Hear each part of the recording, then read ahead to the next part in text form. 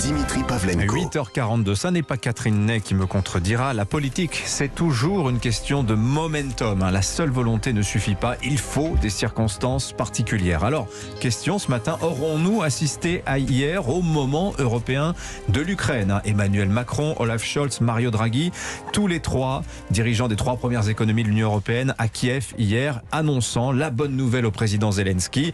Ils soutiennent l'octroi immédiat à l'Ukraine du statut de candidate à l'Union européenne, ce que Volodymyr Zelensky, rappelez-vous, avait lui-même réclamé dès le 28 février, 4 jours seulement après le début de l'invasion russe. Est-ce que l'Ukraine sera bientôt européenne? Question que l'on se pose ce matin avec Philippe Val, que l'on retrouve. Rebonjour Philippe. Bonjour. Et Pascale Johannin, la directrice générale de la Fondation Robert Schuman. Bonjour Pascale Johannin. Bonjour Dimitri. Bienvenue sur Europe 1. Question pour commencer, qui selon vous était le quémandeur hier à Kiev? Est-ce que c'était Volodymyr Zelensky suppliant Emmanuel Macron d'accepter sa candidature à l'Union européenne, ou bien est-ce que c'était les Européens qui, semble-t-il, avaient 2-3 petites choses à se faire pardonner?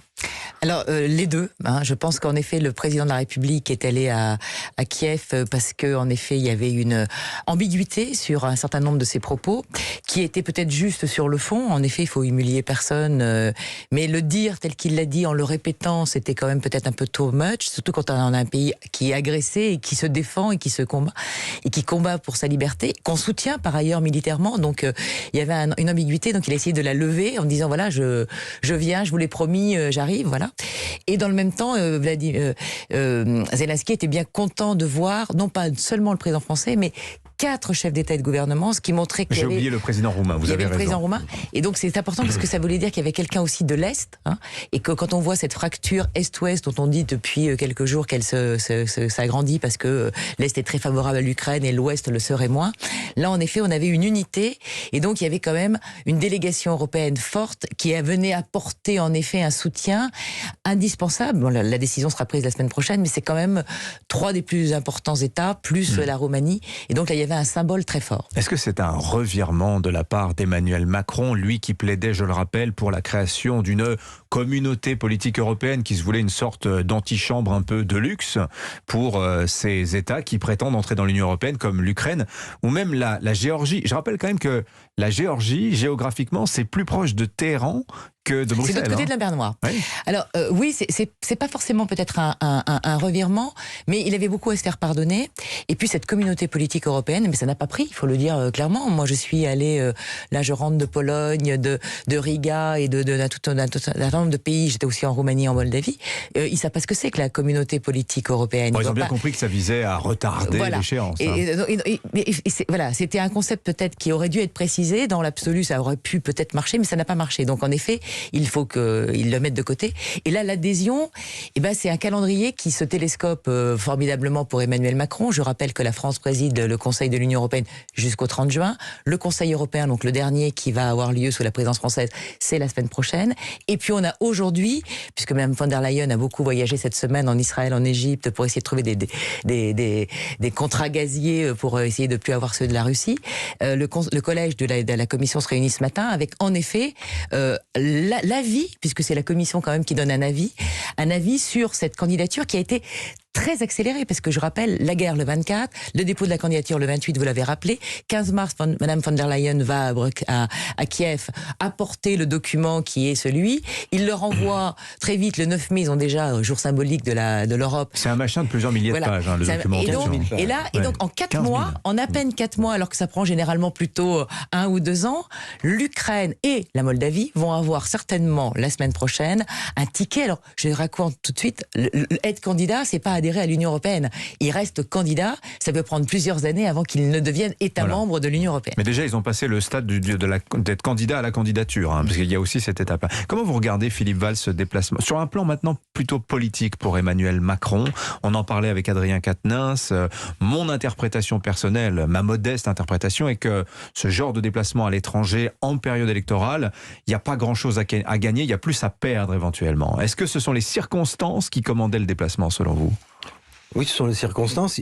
Alors, c'est bien dommage qu'il n'y ait rien à gagner, parce qu'en réalité, c'est très important. Politiquement, que, s'entend pour Emmanuel Macron. Bien sûr, en politique intérieure, ça ne lui apportera pas une voix. Et c'est bien dommage, parce que les gens ne sont pas conscients de l'enjeu, ce qu'on disait tout à l'heure, dans le début de la matinale, de cette élection, qui est, en fait, la paix en Europe à terme.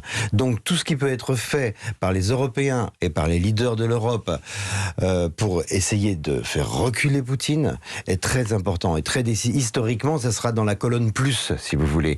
L'Ukraine, il est normal qu'elle veuille rentrer dans l'Europe. Quand le mur est tombé, on a fait rentrer à marche forcée les pays de l'Est. On ne pouvait pas les refuser. C'était très compliqué parce qu'il y avait des normes qui ne respectaient pas, bien sûr. Mais en même temps, ils sortaient de dizaines d'années de dictature et c'était le rôle de l'Europe de les intégrer dans leur système démocratique. Au risque et péril de l'Europe, d'ailleurs, puisque le problème a été une grande complication du fonctionnement européen. Oui. Qu'a dit Emmanuel Macron ces dernières années? C'est avant d'élargir, approfondissons. Voilà. Exactement. La doctrine française, c'est ça. Et puis surtout, il va falloir changer quelque chose. Il va falloir changer, là par exemple, enlever le droit de veto, sortir de la règle de l'unanimité. C'est impossible. Si on est 30 ou 35. Ou 35, parce qu'il y a... Ce sont des enjeux qui semblent loin de la vie quotidienne des Français. Et pourtant, c'est leur vie quotidienne. C'est vraiment leur vie quotidienne. Parce que on va demander à l'Ukraine de respecter des normes sur la corruption, les minimums sociaux, etc.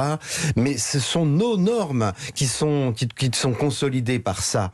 On va leur demander aussi de respecter des droits. Enfin, la Hongrie et la Pologne en ce moment... oui, puis il faut voir aussi que le morceau que ça représente, l'Ukraine, ça serait le quatrième pays le plus peuplé de l'Europe. C'est très important. Oui. Il va falloir partager la PAC avec un des plus grands pays agricoles. Ça va changer les équilibres à l'intérieur de l'Europe.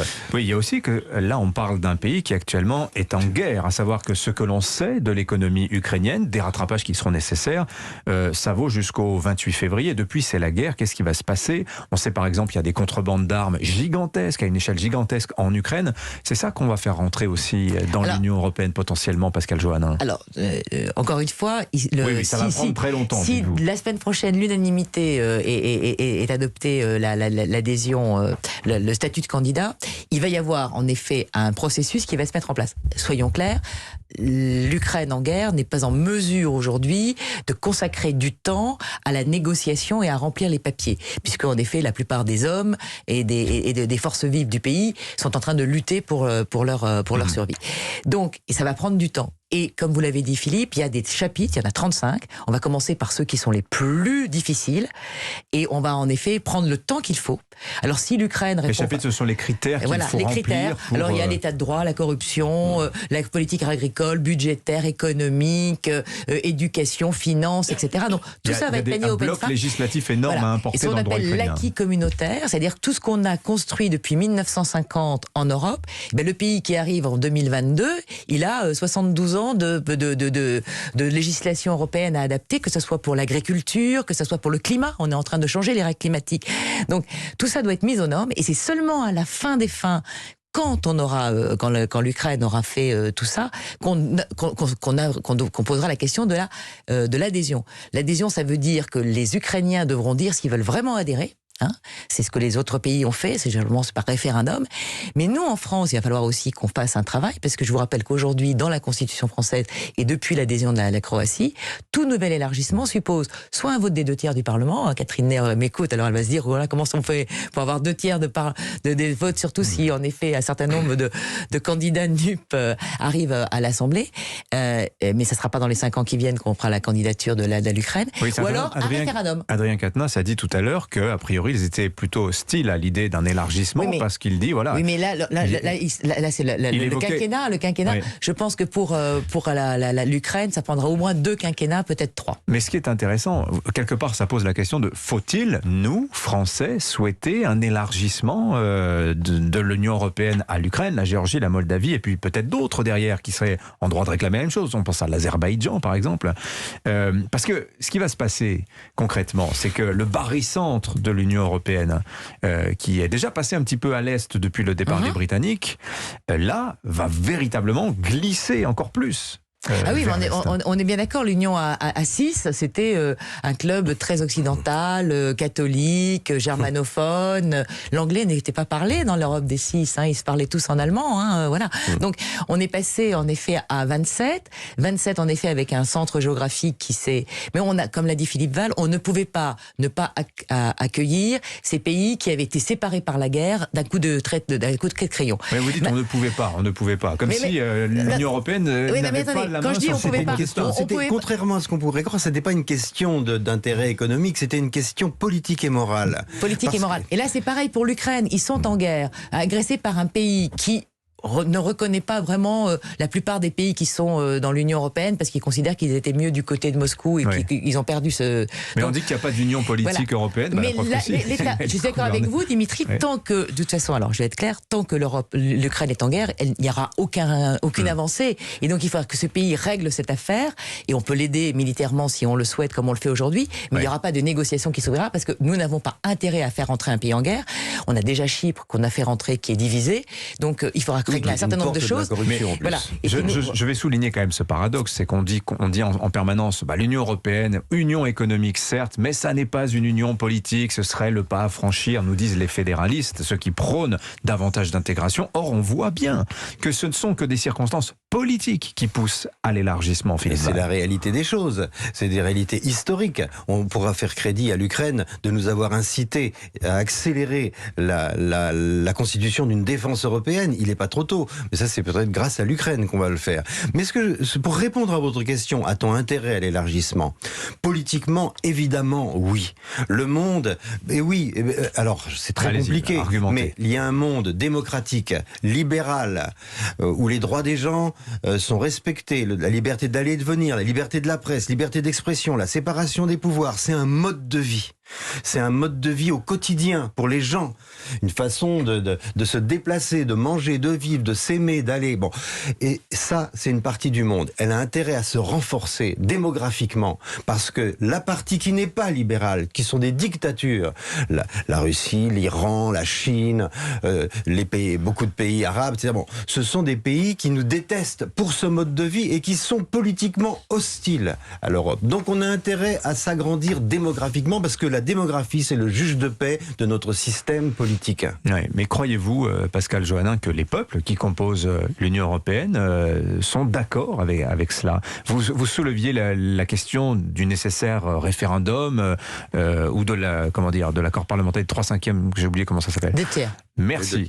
3/5, ça sera encore plus difficile. Oui, ça va se poser aussi cette question-là, parce que si ça requiert on a un travail l'acquiescement de chacun des peuples. On a un travail d'explication à faire et peut-être de réforme aussi à l'intérieur de l'Union, parce que en l'état actuel des choses, soyons clairs, on ne peut pas continuer à élargir sans changer un certain nombre de règles. Parce qu'il faut que ça soit efficace, l'Union européenne. Si on élargit pour que ça ne serve à rien, les Français qui sont déjà pas très européens vont l'être encore moins. Il y a trop de règles paralysantes. Donc il faut être efficace, il faut que ça soit utile. Voilà. Donc il va falloir que les Européens, tous ensemble, pas que la France, avec tous nos partenaires européens, on discute un certain nombre de choses pour qu'en effet, si on décide d'élargir, il y a les pays des Balkans qui sont candidats, il y a la Turquie, alors pour elle, je crois que elle est candidate depuis 87. Oui, mais la Serbie depuis 2009, l'Albanie également. Oui, mais dans les Balkans, il y a des problèmes particuliers qui font, vous avez bien vu, la Serbie, elle est candidate à l'Union européenne, mais elle est très pro-russe, donc il y a un problème de... Et la Turquie, bon, ils ont pas, depuis qu'Erdogan est au pouvoir, ils ont fait aucune avancée et ce pays ne veut pas rentrer dans l'Union européenne. Donc il faut en prendre acte et il faut arrêter de se mettre, faut arrêter de se mettre les mains dans les yeux. Il veut pas rentrer dans l'Union européenne et c'est aussi un des sujets. Pourquoi ne retire-t-il pas sa candidature Pour l'instant, il est plus un poil à gratter. Vous avez vu que sur l'OTAN, il veut refuser la candidature de la Suède et de la Finlande. Sur l'affaire des réfugiés, ça va clasher avec la Grèce encore cet été. Donc voilà, c'est un poil à gratter. Et pareil, Erdogan n'aime pas l'Union européenne. C'est quelque chose, voilà. Donc on a à nos frontières orientales, non pas des ennemis, mais des gens qui sont contre, en effet, les valeurs. Et on voit bien que les Ukrainiens, depuis 2004, ils regardent plutôt vers l'ouest que vers l'est. Donc il faut aussi leur donner un ticket en disant, voilà, c'est pas demain la veille que vous allez rentrer dans l'Union européenne, mais on va vous accepter un jour si vous faites les efforts qui vous sont demandées. Et puis nous, on a aussi, pendant ce temps-là, un certain nombre de réformes à faire pour être en mesure de les accepter et de pouvoir avoir en effet une acception populaire à la fin. Merci Pascale Joannin, la directrice générale de la Fondation Robert Schuman. Et merci Philippe Val. Tiens, juste pour l'anecdote, l'ironie, c'est que le commissaire à l'élargissement qui devra instruire cette candidature de l'Ukraine, c'est un Hongrois, un proche de Viktor Orban, proche de Moscou et donc hostile à l'Ukraine. C'est ça la vie européenne, c'est magnifique. Eh oui. C'est d'une complexité sans fin.